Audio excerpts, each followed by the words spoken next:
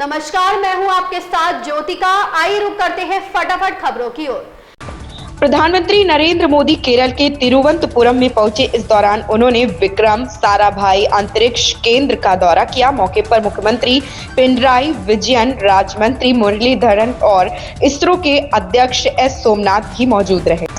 बरेली के आंवला स्टेशन पर आधुनिकीकरण कार्यों के शिलान्यास कार्यक्रम में उपस्थित लोग उस समय हैरान रह गए जब सपा के टिकट पर चेयरमैन निर्वाचित हुए सैयद आबिद अली ने मंच से भाजपा सरकार की शान में कसीदे पढ़ने शुरू किए। उन्होंने स्टेशन का आधुनिकीकरण करने के लिए प्रधानमंत्री नरेंद्र मोदी को धन्यवाद दिया। स्थानीय सांसद की तीसरी बार जीतने के लिए दुआ भी की। भारत ने एक बार फिर संयुक्त राष्ट्र सुरक्षा परिषद की मौजूदा व्यवस्था पर गंभीर सवाल उठाए। संयुक्त राष्ट्र में भारत की स्थायी प्रतिनिधि रुचिरा कंबोज ने सवाल उठाते हुए पूछा कि संयुक्त राष्ट्र सुरक्षा परिषद रूस यूक्रेन युद्ध को रोकने में क्यों असफल रहा। भारत ने संयुक्त राष्ट्र सुरक्षा परिषद की पुरानी व्यवस्था में बदलाव की मांग की। यूएन जनरल असेंबली प्लेनरी की बैठक हुई जिसमें रुचिरा कंबोज ने उक्त सवाल उठाए। राज्यसभा चुनाव में समाजवादी पार्टी को बड़ा झटका लगा। मनोज पांडे के साथ ही उसके 3 अन्य विधायक बागी हो गए। सपा के विधायक मनोज पांडे ने मुख्य सचेतक पद से इस्तीफा दे दिया। उन्होंने अपना इस्तीफा राष्ट्रीय अध्यक्ष अखिलेश यादव को भेज दिया।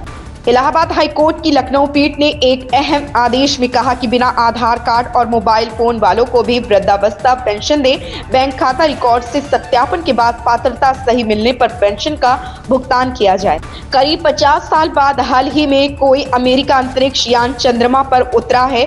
जो लैंडर चांद पर उतरा उसका नाम है ओडिसियस लैंडर। इसे ह्यूस्टन की इंट्यूटिव मशीन्स ने बनाया है। नासा ने बताया था कि उतरते समय मून लैंडर ओडिएसिस का एक पैर चंद्रमा पर फंस गया था। इससे यह एक ओर झुक गया है। हालांकि अब नई जानकारी यह है कि लैंडर ने सोमवार को चंद्रमा की सतह से अपनी पहली तस्वीरें भेजी।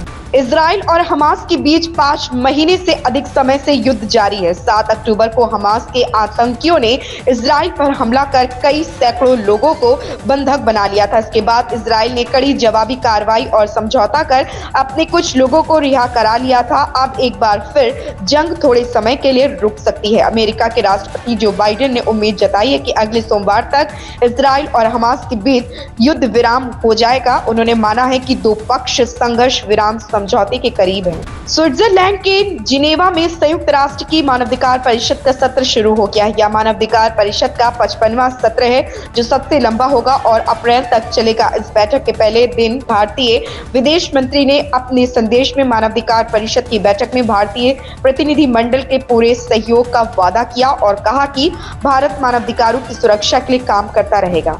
गुजरात के जामनगर में रिलायंस फाउंडेशन ने वनतारा नामक एक व्यापक पशु बचाव, देखभाल, संरक्षण और पुनर्वास कार्यक्रम की घोषणा की।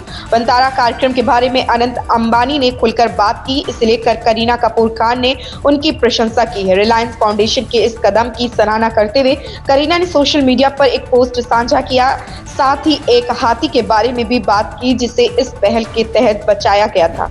नीरज पांडे ने हाल ही में दिए साक्षात्कार में सीरीज के निर्माण के बारे में अपडेट साझा किया। उन्होंने कहा कि स्पेशल ऑप्स 2.0 पोस्ट प्रोडक्शन में है। हम अगले 3 या 4 महीने में पोस्ट प्रोडक्शन पूरा करने जा रहे हैं। शूटिंग पूरी हो गई है।